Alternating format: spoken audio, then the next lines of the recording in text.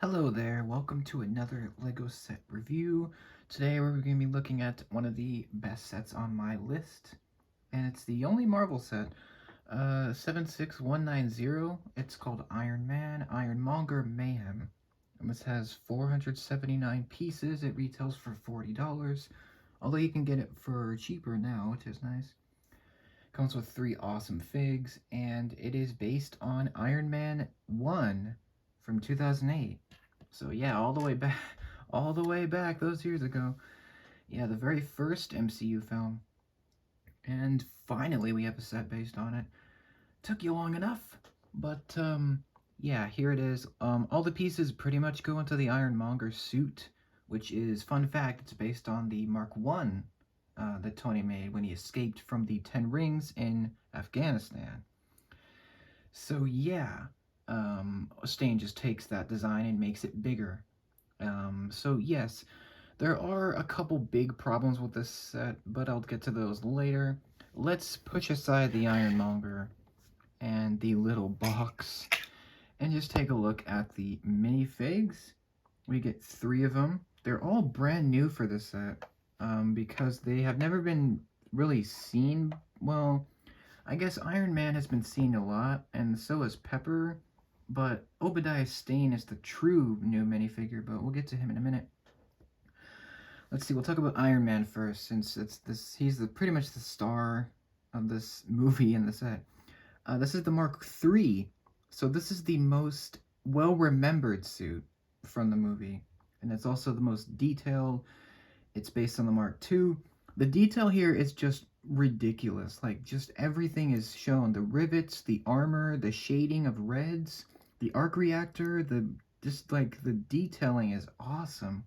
It's got like metallic printing, even on the toes, showing his boots. He does have back printing, which again is very accurate to the suit in the film, which was mostly practical. All the suits in the movie were almost 100% practical, so that's awesome. Makes them real. And the 2-piece helmet is back. It even has printing on the top of the mask. Speaking of the mask, it can lift up, so you can see Stark's face. This is him angry with his heads-up display. He does have another face, which is the confident Tony. So that's the more, Robert Downey look. He actually does have a hairpiece, so if you want to put that on him, there you go. Pretty cool. And this figure, we're not done with this figure. He has more stuff. He actually has these jet blasts, so you can make him fly, which is great. Although in the movie they were more orange than blue, but we'll just forgive that. There's some more, so you can have him blasting Stain and the Ironmonger, so that's great. You get those extra little builds, really useful for displaying and for playing. And you also get one for the Ironmonger, which we'll take a look at in a minute. So Iron Man is my favorite figure in the set, the one I was looking forward to the most, and definitely the most detailed and does not disappoint. Really worth waiting for. Next up, we get Obadiah Stane. Obviously, Jeff Bridges' character. First time for him in LEGO, which is awesome. And only one face, which makes sense, because he's bald. He shaved his head for the film. And he's got the blue suit. He actually does wear a suit like this in the film. I was mistaken in the last videos that I made about the set. He does wear a blue suit. It's just a little bit different than this. Doesn't have a chain, but still cool. Really nice to get him. Not much back printing, but he's just really iconic and just really memorable and just really great. So nice to get him finally. And we get Pepper Potts lastly. Obviously Gwyneth Paltrow. Really great. She looks a little bit younger. She does have 2 faces. One of them is angry, and this one is happy. She does have really detailed business suit that she wears mostly at the beginning of Iron Man, and then she does wear like some suits and a bit of a dress like in between Iron Man's runtime, which is cool. I would have liked to see her have a skirt piece, but it's not too big of a deal, but I just would have liked to see that. Least exciting figure, but still great to get her again. And she's pretty accurate for the most part. So yeah, those are the 3 figures. Great. I would have loved to see Rhodey included, but it's not a deal breaker. Still nice to get all of these characters finally, these specific versions, because we've all been wanting an Iron Man 1 set, and finally we got it. The waiting has paid off. So yeah, I just wanted to mention, we do get a box of scraps, and that's from the famous scene where Bridges is yelling at the scientist. And we do get a box, and it has this cool print on it, and you open it up, it just has ammunition for the Ironmonger suit, which, speaking of that, let's get to that. So this thing is really big, like, compared to Iron Man. Compared to Iron Man, look how tiny he is. That's one of the big problems. The other problem I have is with the head area. I actually have already modded this set. I just left it like this for the review, but this thing is way too big. It should not be this big. It should be maybe a little bit bigger than Stark, like that, maybe that high. Not this high, but okay, whatever. We'll move on. The size doesn't bother me as much anymore. Having it in hand kind of makes sense that this thing would be that big. It does have a lot of articulation, but first I wanted to mention the decorations. This piece is actually a buildable figure shoulder pad, which is great, like, callback to that series. You guys know I'm a huge fan. And it is a exclusive print for the set. It shows the Iron Man, or the Ironmonger's face, like the helmet. It's actually the Mark I helmet, but it's slightly upgraded, so that's cool. And this, here is the arc reactor. It actually is glow in the dark, and it's really effective. So that's nice. It's a sticker over this piece, but it's really great. Speaking of stickers, there's about 15. There's 2 here, 1 here, here. 2 on each of these. There's 1 here, 1 here, 1 here, 1 here, 1. Let's see. I think that's it. Oh yeah, there's 2 here as well. So basically everything that's decorated is a sticker, which is fine. I like stickers, it's fine. It does have a bit of weapons, and a lot of articulation. The only place that it doesn't articulate is this part. The lower legs, it doesn't really want to move because it's kind of forced in this bent position, which is fine. I think it has enough detail that it doesn't really matter, but you could probably modify that. I think my favorite part of this is the arms, like on the back specifically, is the pistons that were in the film. You remember those big old, like, piston rods that were on the sides, like the back? And those, what's cool about that is if you move the arms any way, really, the pistons will move out of their position and just follow that, which is just really neat. Pretty much everything moves, like the shoulder pads move, the waist can swivel, the legs can move up and down, the ankles can move a little bit, and the fingers can rotate, the hands and the fingers can move, upper arms can move, the upper shoulders can move.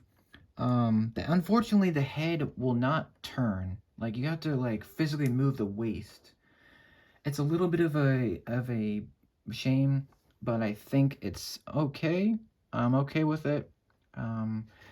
And my biggest problem with this is this. I don't know if you can see that, but the open gap in the helmet area is so ugly.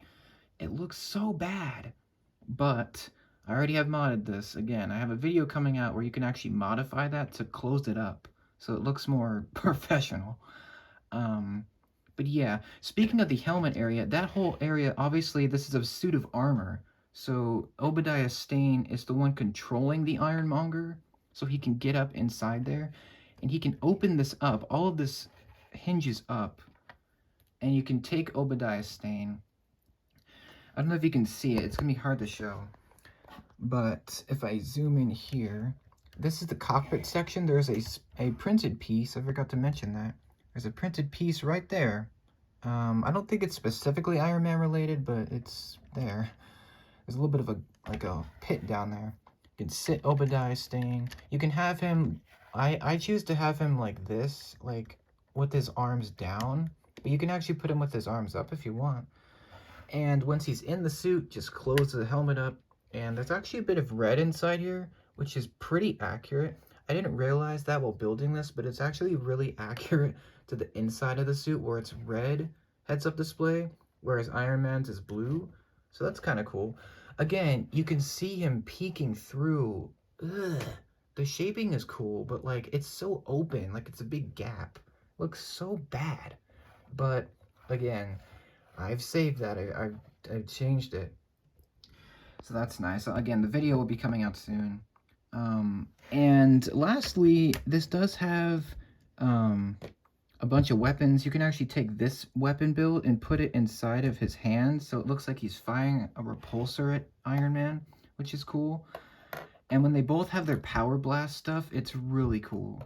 And the weapons are cool. You can actually, each arm has a different gun. So this one has a tile shooter. This was actually on the Batwing, which is really cool. I love that set.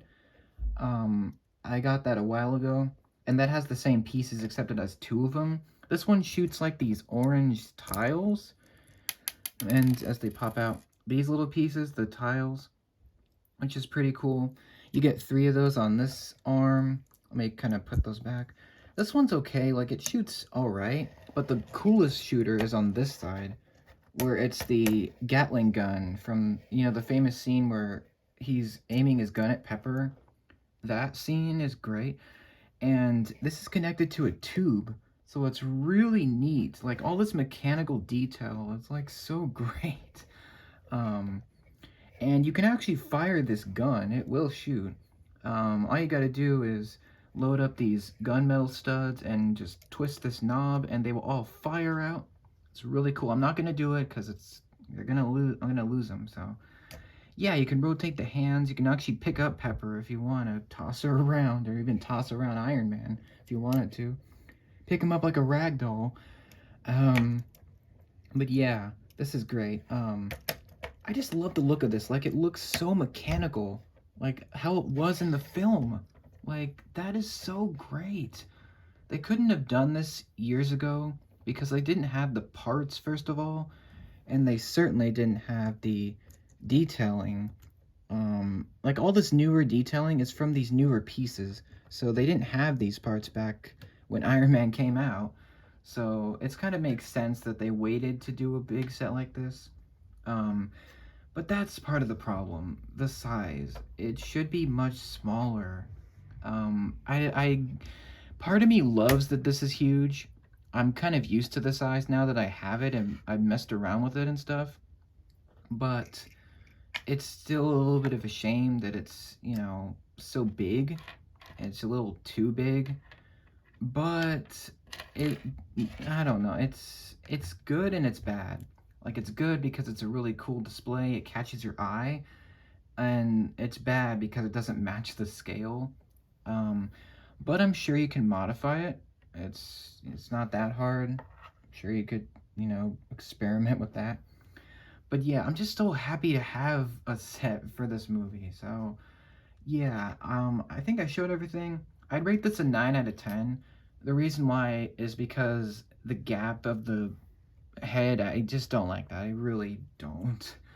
But again, the scale is also why it's 9 out of 10, but still, it's so great. The amount of detail is just so nice.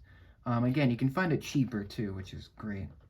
So, Ironmonger Mayhem, really great value, really great set. Totally recommend it, especially if you love Iron Man 1. Yeah, you gotta get this, especially if you're a Lego fan, you gotta get it. You can modify it, do whatever you like, and just enjoy it. The figures are all awesome. So, yeah, this one's a hit. Love it. Definitely going on my display. And, yeah, I'm gonna do some more videos on this pretty soon. So, yeah, thanks for watching. Hope you liked it. Let me know what you think about the first Iron Man and this set. Do you like it or not? What do you think? And we'll see you in the next one. Thanks so much for watching, and talk to you later.